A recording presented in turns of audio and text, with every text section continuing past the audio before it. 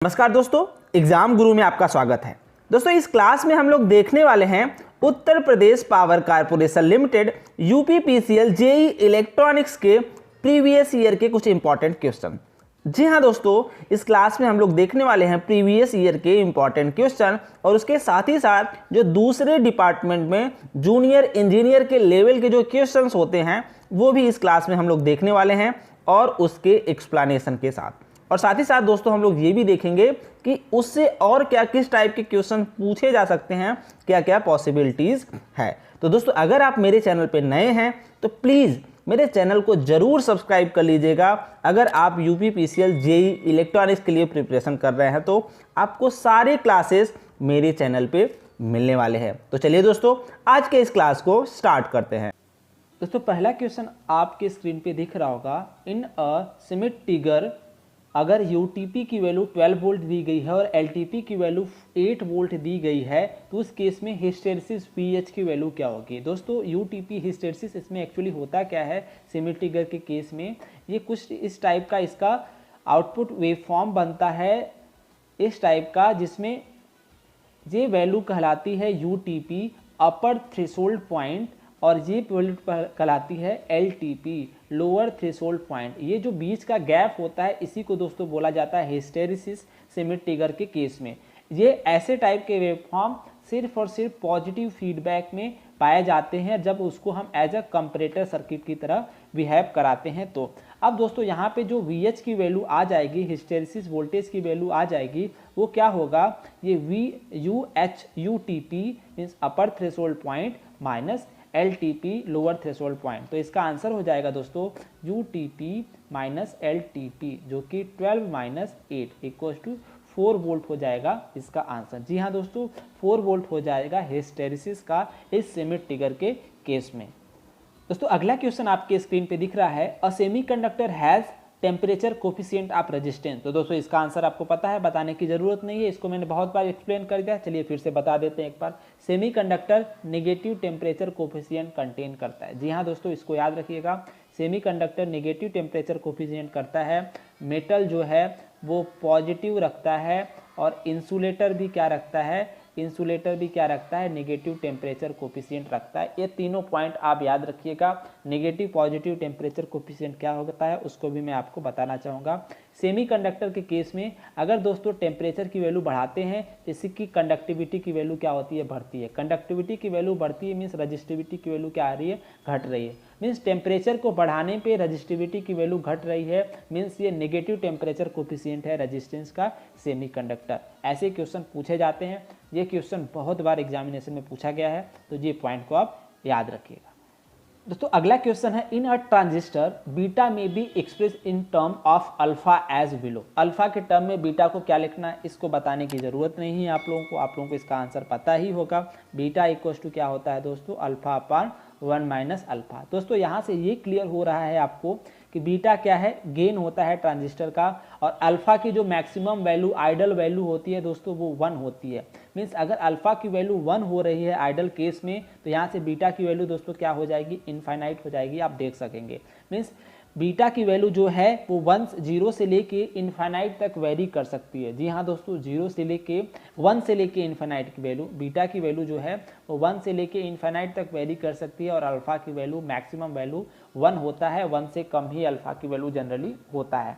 तो इस पर भी क्वेश्चन पूछा जाता है एग्जामिनेशन में। दोस्तों अगला क्वेश्चन है। If you need to design a relaxation oscillator circuit the most likely device to use might be. Means relaxation oscillator को डिजाइन करने के लिए इसमें से बेस्ट एग्जाम्पल क्या है। दोस्तों रिलैक्सेशन ऑसिलेटर बेसिकली उसको डिजाइन करने के लिए UJT यूनी जंक्शन ट्रांजिस्टर की जरूरत पड़ती है। ये बेस्ट एग्जांपल होता है रिलैक्सेशन ऑसिलेटर का। दोस्तों मैंने CRO पढ़ाते टाइम आपको ये बताया था कि जो उसके वर्टिकल इनपुट पे हम लोग जिस सिग्नल का हमको प्रॉपर्टी मेजर करना होता है उसको वर्टिकल पे देते हैं, और हॉरिजॉन्टल इनपुट पे उसको एक टाइम बेस्ड सिग्नल देते हैं, टाइम बेस्ड जनरेटेड सिग्नल देते हैं, जो कि आपको यूजेटी के थ्रू, रिलैक्सेशन ऑसिलेटर के थ्रू उस सिग्नल को प्रोड्यूस करते हैं, जिसे स्वीप जनरेटर या फिर आप कह सकेंगे ट्रायंगुलर वेव जनरेटर भी बोला जाता है इस यूजेटी को। जी हाँ दोस्तों, रिलैक्सेशन ऑसिलेटर को टाइम बेस्ड सिग्नल को प्रोड्यूस करने के लिए हम बनाते हैं। उसको बनाने के लिए जो बेस्ट एलिमेंट होगा वो होता है यूनी जंक्शन ट्रांजिस्टर। इसका हम यूज सीआरओ के हॉरिजॉन्टल डिफ्लेक्टिंग प्लेट पे भी करते हैं टाइम बेस्ड सिग्नल को जनरेट कराने के लिए। तो दोस्तों ये पॉइंट्स यूजेटी से रिलेटेड आप याद रखिएगा, इस पे क्वेश्चन पूछे जा सकते हैं। दोस्तों अगला क्वेश्चन है, ये भी क्वेश्चन कई बार एग्जामिनेशन में पूछा गया है। The Q meter work on the principle of, Q meter किसके प्रिंसिपल पे वर्क करता है? तो दोस्तों इसका आंसर हो जाएगा क्यू मीटर सीरीज रेजोनेंस के प्रिंसिपल पे वर्क करता है। जी हाँ दोस्तों, क्यू मीटर सीरीज रेजोनेंस के प्रिंसिपल पे वर्क करता है, इसको आप याद कर लीजिएगा, इस पे क्वेश्चन पूछे गए हैं एग्जामिनेशन में। दोस्तों अगला क्वेश्चन है, the Boolean function y equals to A B plus C D is to be realise using 2 input NAND gate. कितने 2 इनपुट नैंड गेट की जरूरत पड़ेगी इस एक्सप्रेशन को रियलाइज कराने के लिए? अब y equals to A B plus C D है, इसको अगर नैंड या नॉर गेट यूनिवर्सल गेट से डिजाइन करना होता है तो सिंपली आप इसको पहले ऐसे डिजाइन करिए जैसे ये दिया गया है। जैसे कि A B plus C D आपको यहाँ पे डिजाइन करना है, तो ये दोस्तों हो जाएगा ए बी और ये हो जाएगा सी डी। यहाँ से ए बी सी डी आपने लिया और इसका और कर दिया, ये हो गया ये एक्सप्रेशन। लेकिन ये क्वेश्चन में बोला गया इसको नैंड गेट से डिजाइन करना है। नैंड गेट से डिजाइन करने का मतलब दोस्तों कि सभी गेट जो है नैंड गेट होनी चाहिए। तो ये 2 इनपुट्स इसके आगे एंड गेट है और ये और गेट है। दोस्तों अगर हम यहाँ पे एक बबल प्लेस करते हैं, मीन्स इन्वर्टर लगाते हैं, सेम बबल अगर हम यहाँ पे लगाते हैं तो इस सर्किट पे कोई इफेक्ट पड़ने वाला नहीं, क्योंकि यहाँ पे इन्वर्टर का आपने फिर से इन्वर्टर लगा दिया, कोई इफेक्ट नहीं पड़ा। इस सर्किट पे भी आपने यहाँ पे इन्वर्टर लगा दिया और यहाँ पे भी इन्वर्टर लगा दिया, कोई भी इफेक्ट नहीं पड़ा। दोस्तों अब आपको ये क्लियरली विजिबल होगा कि ये गेट क्या है, एक नैंड गेट है, ये गेट भी क्या है, एक नैंड गेट है, और ये गेट भी क्या है, एक नैंड गेट है। जी हाँ दोस्तों, ये नैंड गेट है, बबल्ड और गेट को बोला जाता है नैंड गेट। तो इस गेट को अगर हम रिप्लेस करें दोस्तों तो ये भी नैंड गेट हो जाएगा। तो टोटल कितने नैंड गेट की जरूरत पड़ी? 3 नैंड गेट की जरूरत पड़ी इस लॉजिकल एक्सप्रेशन को रिप्रेजेंट करने के लिए। तो इसका आंसर हो जाएगा दोस्तों 3 NAND gate required to represent this logical expression. दोस्तों अगला क्वेश्चन पूछा गया है कि a fuse is provided in a electric circuit for. Fuse का हम यूज किस लिए करते हैं इलेक्ट्रिक सर्किट में? तो इसका आंसर आपको पता ही होगा कि फ्यूज का हम इसलिए यूज करते हैं कि safeguarding the installation against heavy current. Heavy current के से बचने के लिए हम लोग क्या करते हैं, फ्यूज का यूज करते हैं। हैवी करंट फ्यूज की जो कुछ प्रॉपर्टी है दोस्तों वो ये है, इसका जो रेजिस्टेंस होना चाहिए वो बहुत ही ज़्यादा होना चाहिए और मेल्टिंग पॉइंट वो बहुत ही कम होना चाहिए फ्यूज के केस में, ताकि जैसे ही हैवी करंट हो वो फ्यूज वायर आपका क्या करे, जल जाए, फ्यूज वायर जल जाए और सर्किट को ब्रेक कर दे, जिससे आपका इंस्ट्रूमेंट जो है वो क्या रहे, सेफ रहे। उसके लिए फ्यूज का यूज किया जाता है। दोस्तों अगला क्वेश्चन पूछा गया है, जैसा कि मैंने आप लोगों को ट्रांसमिशन लाइन कैरेक्टरिस्टिक्स वाले चैप्टर में बताया था कि a line become distortionless. A line distortionless कब होगा, जब क्या होगा, Lg और Cr की वैल्यू इक्वल्स होगी। Lg इक्वल्स टू Cr, ये कंडीशन बताता है कि लाइन जो है वो डिस्टॉर्शनलेस है। तो ये सीधे प्रॉपर्टी अगर आपको पता है तो अच्छी बात है, नहीं तो आप ट्रांसमिशन लाइन कैरेक्टरिस्टिक्स जो मैंने वीडियो बनाया है आप उसे एक बार जाके देख लें। आपको ट्रांसमिशन लाइन से कोई भी क्वेश्चन पूछा जाएगा आप उसे नहीं छोड़ के आएंगे, ये मेरा वादा रहेगा आपसे, अगर आप उसे ध्यान से देखते हैं तो इससे डायरेक्टली अब ऐसे क्वेश्चंस क्या है दोस्तों, डायरेक्टली आपको अगर पता है तो आप उसके आंसर देंगे और आगे बढ़ जाएंगे। तो चलिए दोस्तों देखते हैं अगला क्वेश्चन। अब दोस्तों अगला क्वेश्चन है 15 का डेसिमल 15 का बाइनरी में वैल्यू पूछा गया है। तो इससे इजी क्वेश्चन कुछ हो ही नहीं सकता, इसका आंसर हो जाएगा 1111। इसका आप बहुत ही आसानी से आंसर दे सकेंगे। तो सोचिए दोस्तों कुछ क्वेश्चन ऐसे भी पूछे जाते हैं एग्जामिनेशन में, तो इसलिए आप लोगों से रिक्वेस्ट रहेगा कि जब भी आप एग्जामिनेशन देने जाते हैं तो एटलीस्ट पूरे क्वेश्चन को विजिट करें। क्या पता आगे आपको कोई इजी क्वेश्चन मिल जाए जिसका मार्क वैल्यू सेम हो, जो आप जिस अभी हार्ड क्वेश्चन के लिए पीछे पड़े हुए हैं उसको सॉल्व किए जा रहे हैं, नहीं आ रहा है, लेकिन आगे आप बढ़ ही नहीं रहे, इसलिए नहीं, अगर आगे बढ़ते हैं तो शायद आगे कुछ इजी क्वेश्चन भी मिल जाए आपको जिसकी मार्क वैल्यू उतना ही है जितना जिसके लिए अभी आप लड़ रहे हैं।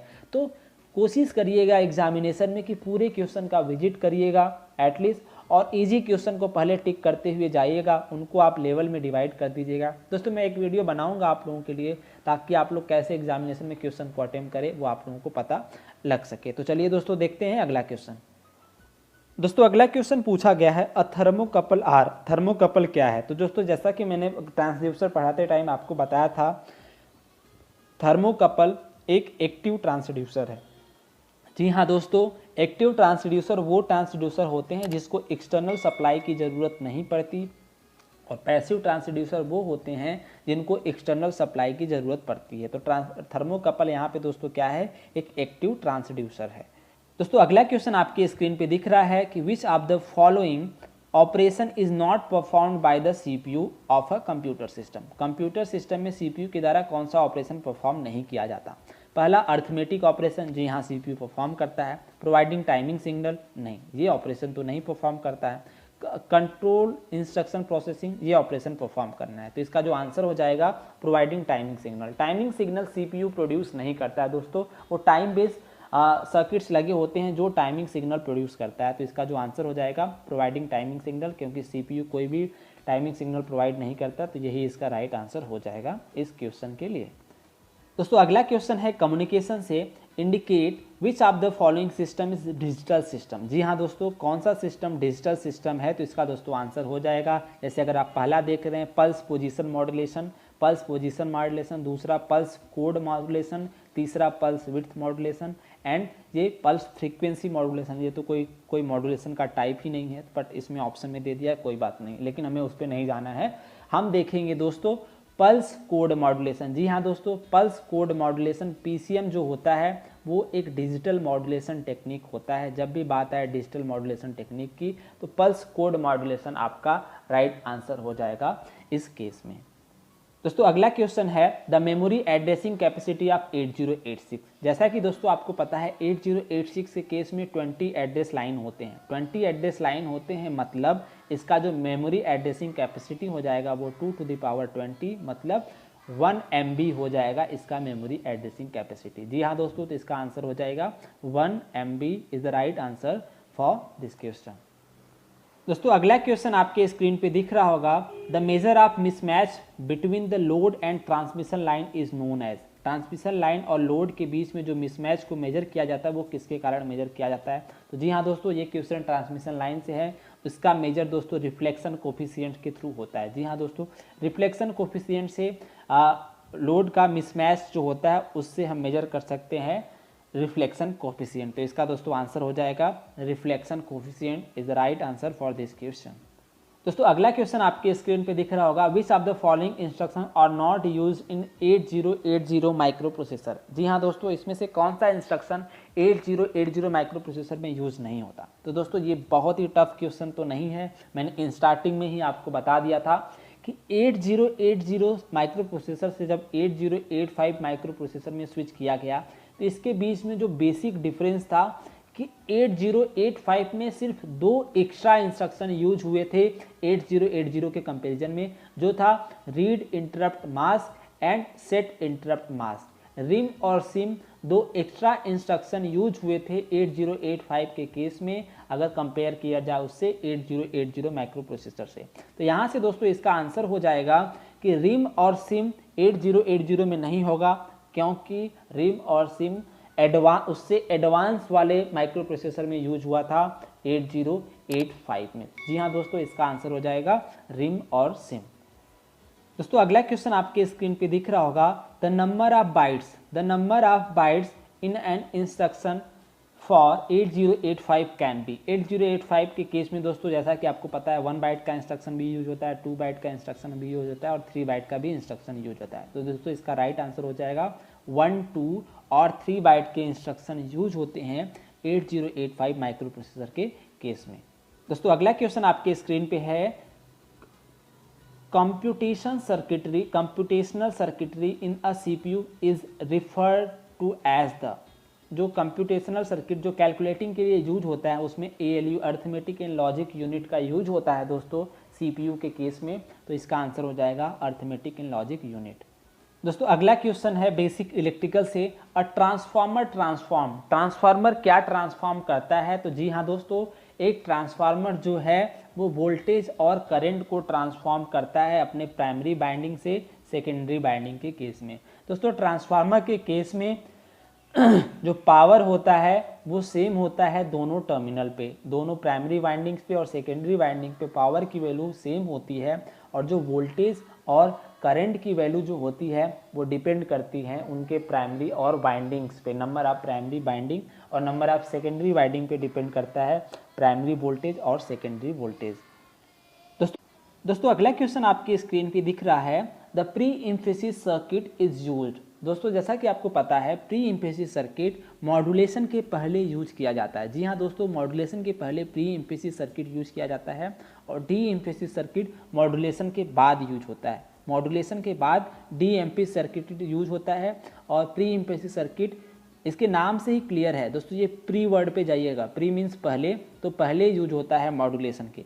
और ये बेसिकली ये सर्किट्स एफएम सिग्नल में यूज होता है, फ्रीक्वेंसी मॉड्यूलेटेड सिग्नल में यूज होता है। इस पे क्वेश्चन पूछा जा सकता है तो इसको आप याद कर सकते हैं। दोस्तों अगला क्वेश्चन पूछा गया है स्काई स्टैंड फॉर, तो इससे सिंपल क्वेश्चन हो ही नहीं सकता, American standard code for information interchange. तो दोस्तों ये भी आप देख सकेंगे ऐसे भी क्वेश्चन पूछे जाते हैं, तो प्लीज़ कोशिश करिएगा पूरे क्वेश्चन को विजिट करने का, क्योंकि आप देख रहे होंगे एक क्वेश्चन को अटेम्प्ट करने के लिए आपके पास 60 से 1 मिनट से भी कम का टाइम है।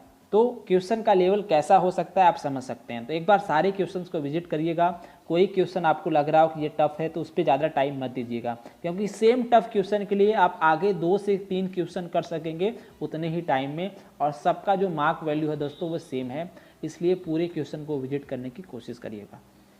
दोस्तों अगला क्वेश्चन है, the number of status flag present in 8085 microprocessor. जी हाँ दोस्तों, 8085 माइक्रो प्रोसेसर के केस में 5 स्टेटस फ्लैग होते हैं। कौन कौन से दोस्तों? साइन फ्लैग होता है, पेरिटी फ्लैग होता है, ऑक्सिलरी कैरी फ्लैग होता है एंड कैरी फ्लैग होता है, और एक लास्ट फ्लैग होता है वो दोस्तों 0 फ्लैग। तो ये 5 फ्लैग्स होते हैं 8085 माइक्रो प्रोसेसर के केस में। दोस्तों अगला क्वेश्चन है, the minimum number of MOS transistor required to make a dynamic RAM. D RAM को बनाने के लिए कितने मॉस ट्रांजिस्टर की रिक्वायर्ड पड़ेगी? तो दोस्तों मैंने ये चीज़ें आपको डी रैम एस रैम वाले क्लास में बहुत ही एक्सप्लेन किया है, आप उसको जा करके देख सकेंगे। बहुत ही डिटेल में उनके डिफरेंस क्वेश्चन पूछे जाते हैं, उसके बारे में मैंने आप लोगों को बताया है। अब अगर बात करें यहाँ पे एस रैम की, तो एस रैम को बनाने के लिए कम से कम 4 से 6 ट्रांजिस्टर की ज़रूरत पड़ती है। अगर ऑप्शन में दोस्तों मिनिमम पूछा गया है और ऑप्शन में 4 दिया है तो उसके इसमें आप 4 लगाइएगा। अगर 4 नहीं दिया गया है, 6 दिया गया है तो उसका आंसर 6 हो जाएगा। अब अगर बात करें डी रैम की, डायनेमिक रैम की, तो उस केस में सिर्फ एक मॉस ट्रांजिस्टर की रिक्वायरमेंट पड़ती है। एक मॉस ट्रांजिस्टर और एक कैपेसिटर की ज़रूरत पड़ती है डी रैम के लिए। तो दोस्तों इसका आंसर क्या हो जाएगा? डी रैम को बनाने के लिए एक मॉस ट्रांजिस्टर की ज़रूरत पड़ती है। ऑप्शन क्या है दोस्तों दिया है, the minimum number of MOS transistor required dynamic RAM cell. Dynamic RAM cell के बनाने के लिए दोस्तों एक मॉस ट्रांजिस्टर की ज़रूरत पड़ती है। दोस्तों अगला क्वेश्चन है, इन 8086 the physical address of an instruction contain कितने बिट का होता है? तो दोस्तों आपको पता होगा 8086 माइक्रो प्रोसेसर के केस में 16 बिट का एड्रेस लाइन यूज होता है। जी हाँ दोस्तों, 16 बिट का एड्रेस लाइन यूज होता है, मतलब उसका जो इंस्ट्रक्शन होगा वो 20 बिट का एड्रेस लाइन होता है, माफ़ करिएगा 20 बिट का एड्रेस लाइन होता है 8086 के केस में। 8085 के केस में 16 बिट का होता है। तो दोस्तों इसका आंसर क्या हो जाएगा? 20 बिट होते हैं, इसका ये आंसर हो जाएगा 20 बिट। दोस्तों अगला क्वेश्चन पूछा गया है, the characteristics equation of T flip flop. जी हाँ दोस्तों, टी फ्लिप फ्लॉप का कैरेक्टरिस्टिक इक्वेशन क्या होगा? तो दोस्तों टी फ्लिप फ्लॉप का कैरेक्टरिस्टिक इक्वेशन होता है T XOR of Q plus equal to होता है टी एक्सॉर ऑफ क्यू। जी हाँ दोस्तों, टी एक्सॉर ऑफ क्यू, और टी एक्सॉर ऑफ क्यू को अगर आप ब्रेक करेंगे तो T bar Q plus T Q बार, ये हो जाएगा characteristic equation T flip flop का। तो इसका आंसर हो जाएगा ये पहला वाला, इसका राइट आंसर हो जाएगा इस क्वेश्चन का। दोस्तों अगर ये क्लास आप लोगों को पसंद आ रहा हो तो प्लीज इस क्लास को जरूर लाइक करिएगा, और अगर आप मेरे चैनल पर नए हैं तो इस चैनल को भी सब्सक्राइब जरूर कर लीजिएगा। और दोस्तों अगर आपका कोई सजेशन हो, कोई फीडबैक हो तो आप उसे कमेंट सेक्शन में ज़रूर बता सकते हैं। मुझे खुशी होगी आप लोगों का फीडबैक और सजेशन जान करके। और जैसा कि दोस्तों आप लोगों को भी पता है कि क्लास में अपने मोबाइल के स्क्रीन रिकॉर्डर से बनाता हूं तो उतना बेटर तरीके से आप लोगों को रिप्रेजेंट नहीं कर पाता, उसके लिए माफ़ी चाहता हूं। लेकिन दोस्तों अगर आप लोग मुझे सपोर्ट करना चाहते हैं ताकि मैं और बेटर तरीके से कुछ टूल्स खरीद सकूं और मैं बेटर तरीके से क्लास को पढ़ा सकूं, क्लास को रिप्रेजेंट कर सकूं, तो दोस्तों मैंने अपना UPI ID डिस्क्रिप्शन में दे दिया है। आप वहां से जाकर के आप मुझे सपोर्ट कर सकते हैं ताकि मैं कुछ टूल्स ले सकूं और बेटर तरीके से क्लास को रिप्रेजेंट कर सकूं। दोस्तों ये कंपलसरी नहीं है, अगर आप करना चाहते हैं तो ये कोई भी ऐसा नहीं मैंडेटरी नहीं है। अगर आप करेंगे तो मुझे खुशी होगी और मैं जल्द से जल्द कुछ टूल्स ले सकूंगा और बेटर तरीके से आप लोगों के लिए क्लास लेके आ सकूंगा। तो चलिए दोस्तों मिलते हैं अगले क्लास में, तब तक के लिए अपना और अपनों का ख्याल रखिएगा। धन्यवाद दोस्तों।